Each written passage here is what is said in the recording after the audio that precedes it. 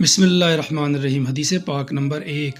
حضرت ابو ہریرہ رضی اللہ تعالی عنہ بیان کرتے ہیں، رسول اللہ صلی اللہ علیہ وآلہ وسلم نے فرمایا، صدقہ سے مال کم نہیں ہوتا، درگزر کرنے اور معاف کر دینے سے اللہ بندے کی عزت میں اضافہ فرماتا ہے، اور جو کوئی اللہ کی خاطر تواضع اختیار کرتا ہے تو اللہ اس کو رفعت عطا فرماتا ہے۔ راوی مسلم شریف۔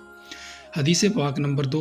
حضرت ام سلمہ رضی اللہ تعالی عنہ بیان کرتی ہیں، رسول اللہ صلی اللہ علیہ وآلہ وسلم زیادہ تر ہفتہ اور اتوار کے دن روزہ رکھا کرتے تھے، اور آپ صلی اللہ علیہ وآلہ وسلم فرمایا کرتے تھے، یہ دونوں مشرکین کے ایام عید ہیں، لہٰذا میں ان کی مخالفت کرنا پسند کرتا ہوں۔ اسناد حسن الذات، راوی احمد۔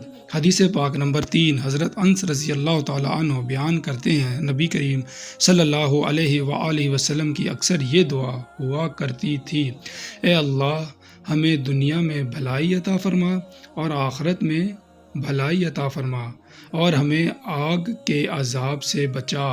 متفق علیہ۔